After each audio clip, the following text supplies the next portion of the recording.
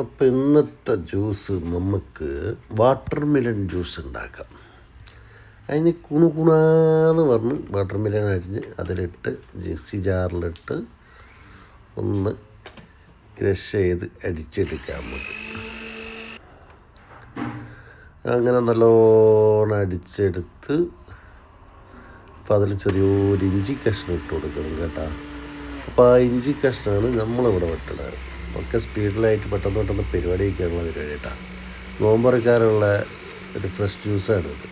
അപ്പോൾ അതിൽ കുറച്ച് ചെറിയൊരു പീസ് ഇഞ്ചി കഷ്ണമുണ്ട്, നല്ല ഫ്ലേവറൊക്കെ അതിൻ്റെ. അപ്പോൾ അത് അടിച്ചെടുത്ത് പിന്നെ നമുക്ക് പഞ്ചസാര ഇട്ട് കൊടുക്കണം. പഞ്ചസാര ഇടുന്നതിൻ്റെ ഇടയിൽ കൂടെ അതിലുള്ള സ്പൂണിൻ്റെ ഇളക്കം പ്രാറ്റ ചാട്ടാണ്.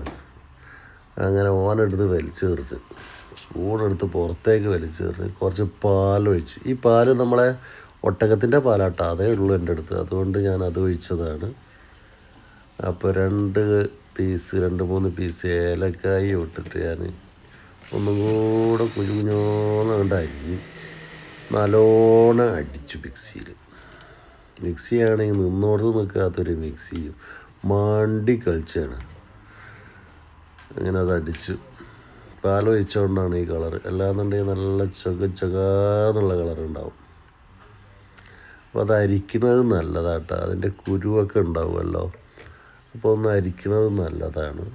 ഞാനിപ്പം കാണിച്ചു തരാം.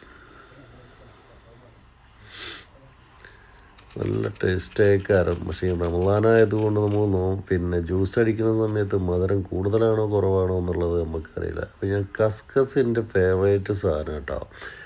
കസ്കസ് ഞാൻ ഇടാറുണ്ട്. കസ്കസ് ഞാൻ ഇപ്പിട്ടില്ല, ഞാൻ കാണിച്ചു തരാം. നമ്മൾ നാട്ടിൽ കിട്ടുന്ന കസ്കസ് ഇവിടെ കിട്ടുന്ന കസ്കസ് വേറെയാണ്. നാട്ടിൽ കിട്ടുന്ന നല്ല രസം ഉണ്ടാവില്ല, ഇത് വേറൊരു രുചിയാണ് എനിക്ക് തോന്നിയത്. 2 ദിവസം മുമ്പിട്ടൊക്കെ ആയിട്ടാണോ അതും അറിയില്ല. കസ്കസാണ് കോരിയിടുന്നത് കേട്ടോ. ഇതിപ്പോൾ ഞാൻ നിങ്ങൾക്ക് ക്ലാസ്സിൽ വയ്ക്കുന്നത് കുടിക്കാനല്ല, ഞാൻ നിങ്ങൾക്ക് കാണിച്ചു തരാൻ വേണ്ടിയിട്ട് ഇട്ട് വെക്കുന്നത് കേട്ടോ. കേട്ടാ ഒരു ഞാനയുടെ മിൻറ്റിൻ്റെ ഇലയും കൂടെ പീസ് കൊണ്ട് വെച്ചിട്ട് അവിടെ വെച്ചു. അത് നമ്മൾ അസർപ്പിനാട്ടോ കിട്ടിയത് കുടിക്കുന്ന സമയത്ത്. എന്തായാലും ഏറെക്കുറെ ഇതൊക്കെ തന്നെയാണ് നമ്മളെ ജ്യൂസ്. അപ്പോൾ അടുത്ത ജ്യൂസുമായി വീണ്ടും വരാം.